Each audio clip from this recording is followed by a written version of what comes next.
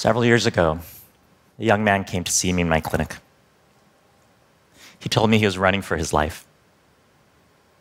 He said that he fled his home because their homosexuality wasn't just illegal, in some cases it was punishable by death.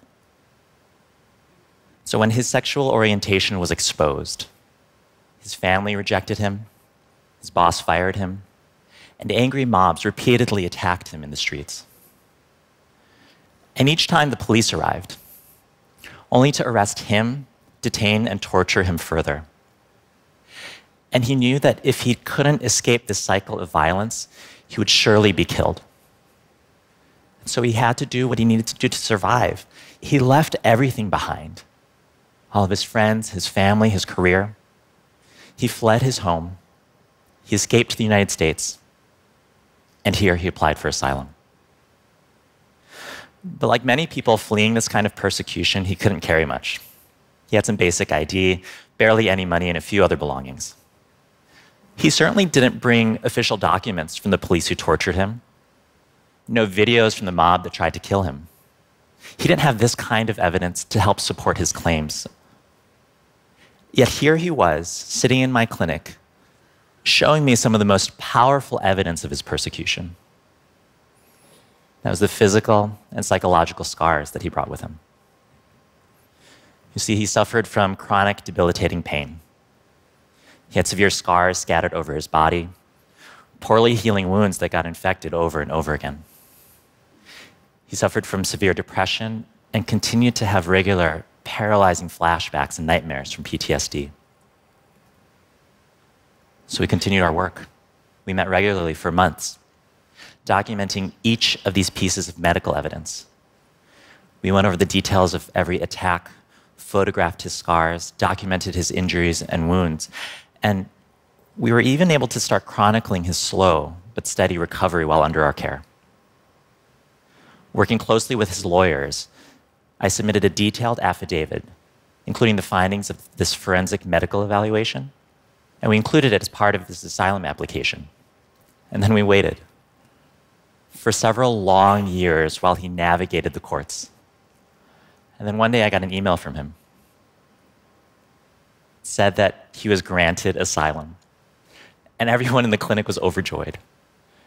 He said in his email that this was the first time in years that he didn't fear deportation and death. It was the first time in years that he truly felt safe, that he had the security to rebuild his life all over again. It was only through this medical and legal advocacy that we were able to help restore his legal status and his rights, that he could do that, all through asylum.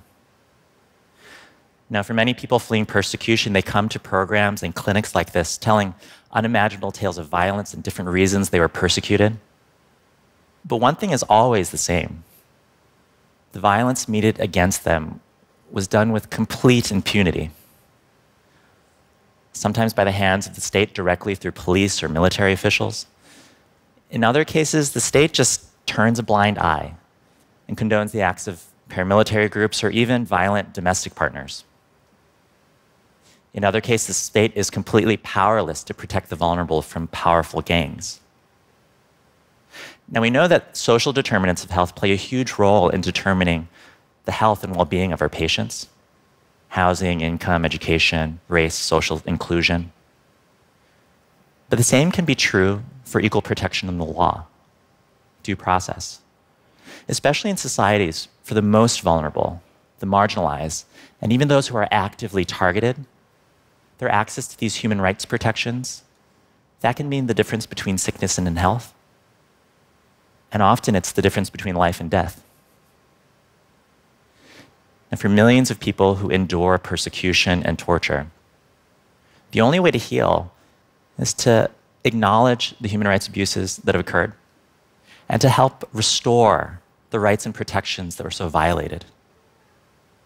Now, after the atrocities of World War II, the asylum system was set up as one pathway to that kind of relief.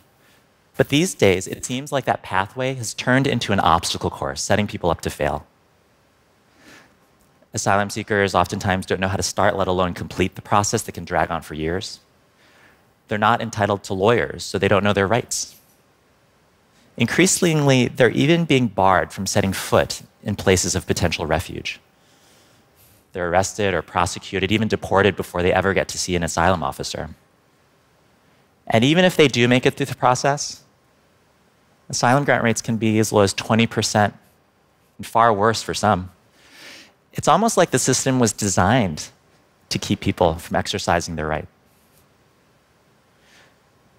But there is something that many of these people can do, something that can potentially increase their chances of success to 90% or more. So what makes the difference?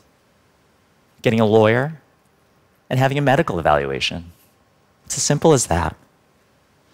For the man who came to my clinic and won his asylum case, doctors and lawyers working together to present all of the evidence, including the medical evidence, to the courts, allows judges to make informed and just decisions.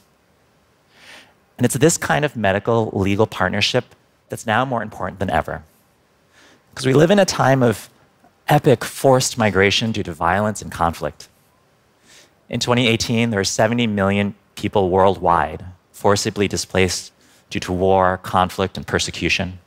It includes 40 million internally displaced, 25 million refugees, and 3 million asylum seekers.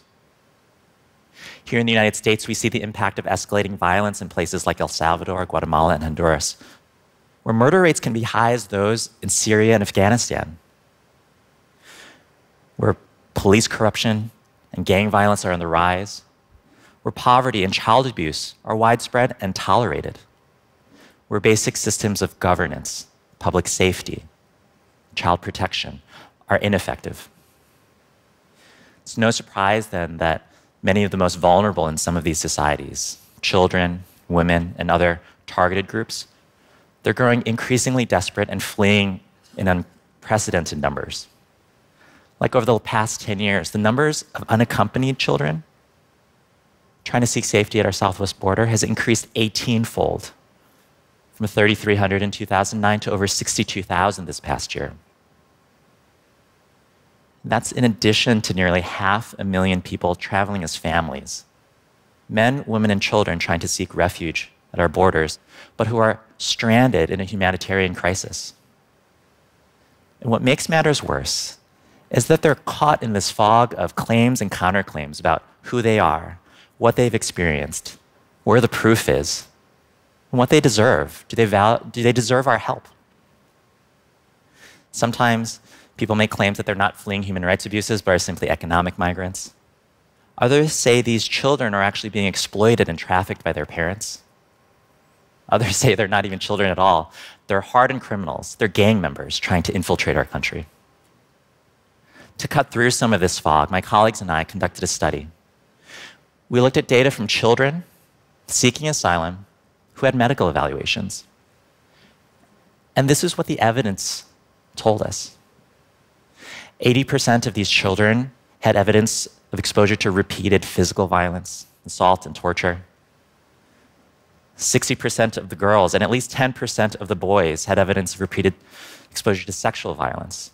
One young girl telling the story and having corroborating evidence of being detained, beaten, and raped over the course of 3 years, trafficked to other men, and even having the threats of the murder of her entire family if she should ever escape or try to seek help.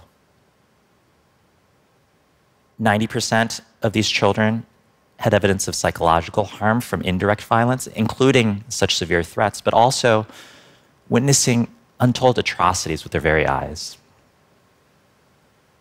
One young boy described the terror and the grief and the utter fear of seeing the mutilated bodies and faces of his younger brother, his aunt, his uncle, his cousin, all killed in a single gang attack, meant to send the community a message. Of course, the psychological toll is immense. 19% of these children had signs of anxiety disorder, 41% depression, and 64% PTSD. 21% also had signs of suicidality, these children. To put this into some perspective, returning combat veterans, they have PTSD on the order of 10 to 20%. These children are 3 to 6 times more likely to have PTSD than a soldier returning from war. Now, despite this burden and despite this trauma, there are many others still. Children who come to seek safety and enter into our immigration system, only to find further abuse and even torture reminiscent of the places that they fled. You might remember some of those headlines, some of those images this past year. Children being ripped from the arms of their parents. Toddlers, infants in cold and unsanitary cages. The absence of food, water, clothing, and even soap. There's also increasing reports of medical negligence, preventable complications, child abuse, sexual abuse, and even child deaths in US custody. Sadly, many of these abuses and crimes aren't new. Some date back many years and even across administrations, but something's changed. The scope and scale of these abuses and crimes, the systematic and seemingly purposeful endangerment of asylum seekers, and also the impunity with which it's being done has raised the harm to an entirely new level. It reminds me of one of the girls in the study who told us how she pleaded with one of her attackers, asking him to stop, asking why she was targeted. And do you know what his response was? He says, "We can do this because there's no one here to protect you."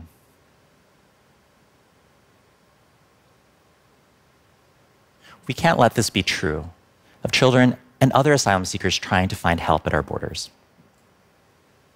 But what do we do?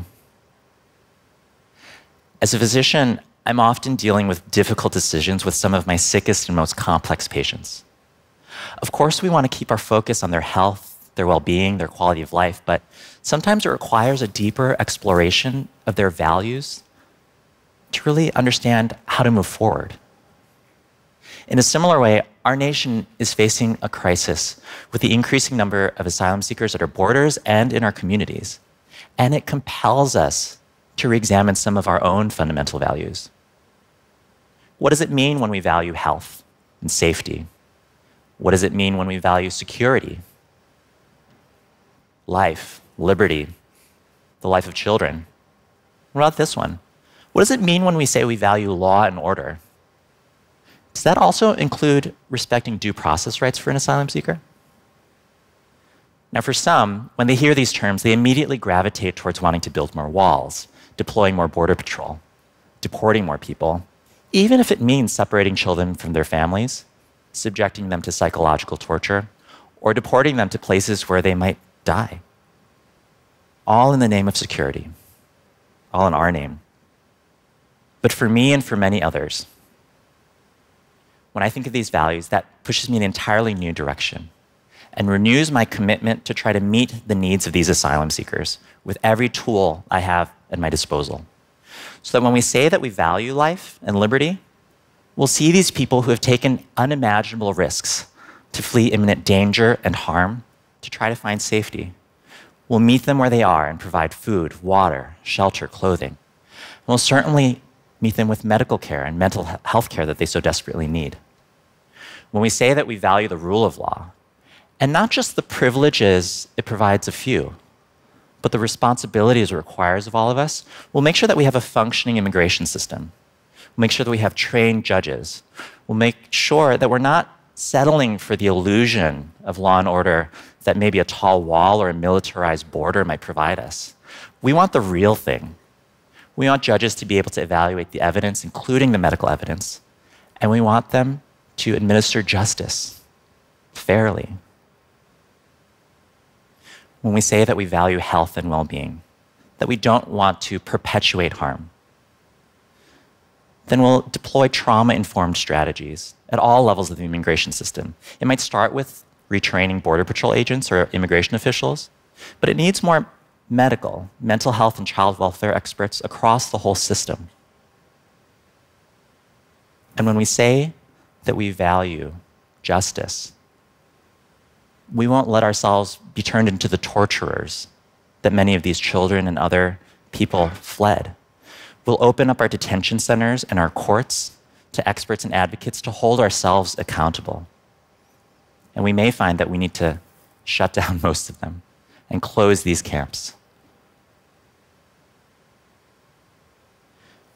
I believe that by working in effective partnerships with lawyers, doctors, human rights advocates, and many others, that we can work together to meet these asylum seekers' needs, that we can meet our historical, humanitarian, and legal obligations to them.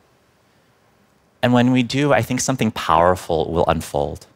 Not only will these asylum seekers, like the man who came to my clinic and won his asylum case, like the children in this study, or the many thousands of others seeking a new life, they'll be able to find that safety and security, will recognize the abuses that have occurred, and will restore the rights and protections that were lost. And I think that we'll be in wonder when we see them in the fullness of their humanity, not just their strengths and weaknesses, their hopes and joys, not just the trauma that we acknowledge, but we'll also stand with them and will be inspired by their resilience. They'll blossom and they'll add to the richness of this nation. I think by staying true to our fundamental values in the way that I've described, that's how we build a sane and humane immigration system.